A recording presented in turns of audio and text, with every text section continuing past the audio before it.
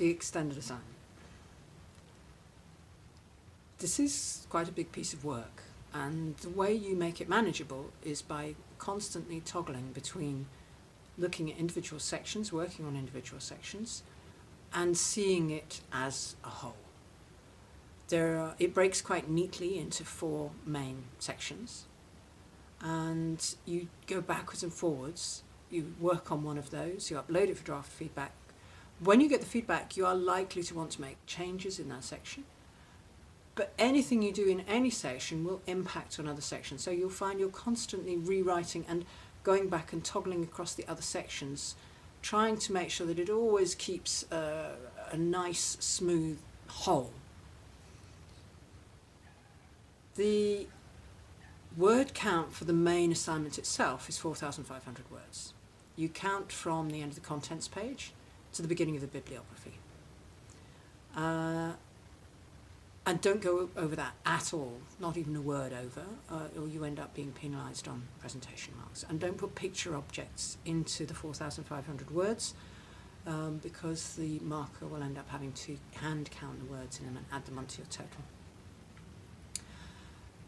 What you say in the 4,500 words is largely about rationales. It's giving the reasons why you made the choices you did, the logic behind what you've included in things.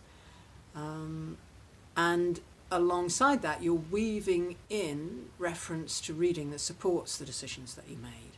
So you're demonstrating that you've read widely and well about course design, and that you understand what you're doing, rather than that it was a series of lucky guesses. You do actually design a course. That would need to be a course somewhere between 20 and 30 hours, real hours. But that's included as an appendix in the first document. It's not part of the word count. In the other appendices also support what you're doing. They're kind of the data or the illustration of decisions that you've made. So the data that inform decisions, or the things that support decisions you made about a course. For example, in document 1, you have the 4,500 words of the main assignment, and then you have the collated needs analysis data as an appendix, and also the course plan as an appendix. You submit 2 documents, and the second document has sample needs analysis data, and it has some sample materials from the course and some samples of the assessment methods that you would use. You do design a course. To do that, you start by knowing who your group is, but only knowing it, not talking about them yet. So you need to work out who they are so that you can choose your specialism.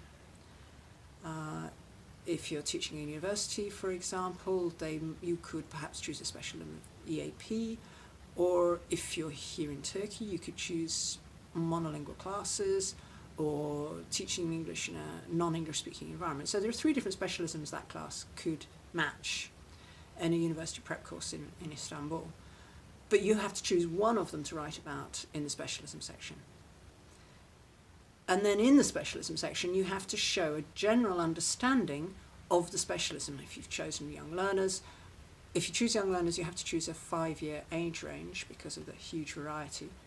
If you've chosen young learners, or if you've chosen EAP or ESP or one of the others, you have to then demonstrate a solid understanding of that area in your first 1,100 words. But you don't talk about the group yet. You need to know who the group are, and you'll introduce them in section 2 in order that they match the specialism. But you don't talk about them in the specialism. The specialism is where you demonstrate a general understanding of what EAP, for example, is, and more how it will impact on a course design and the things that someone who's designing a course needs to think about. So you use the guidelines in the Moodle, follow the instructions, write a specialism section, upload it for feedback. Then you start to look at the group for section 2, tell us who they are, work out what they need and what they're doing, what they need their English to achieve, work out therefore what diagnostic tools to use, and go on and test them.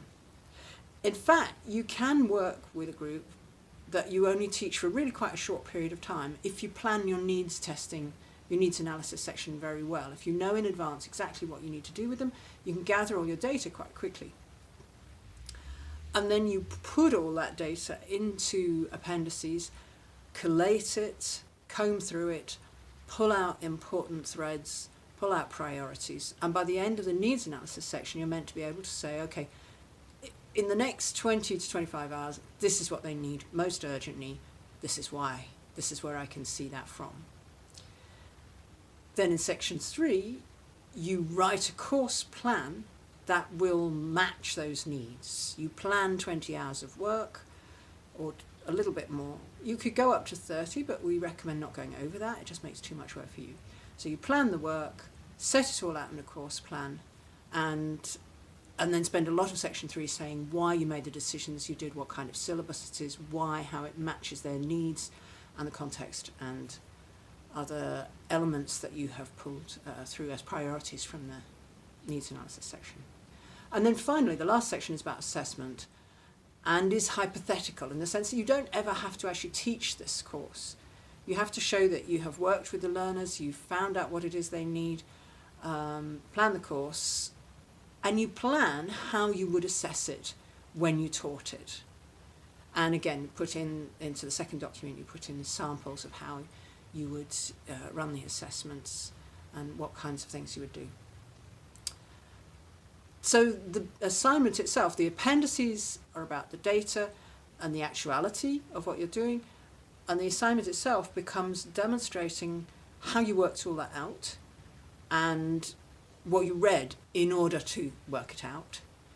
So the reader reads the main assignment, but they won't check every word in but they can go and check anything that catches their eye and say, okay, yes, that's where that came from. That's the data they got from these people. And it is quite a big piece of work, but it's actually very satisfying to just do this exactly right one time, to know that this is what these students would need. If in a perfect world, if you could teach them exactly how you think they need to be taught, to wrap that up and present it to people one time is a satisfying thing to do.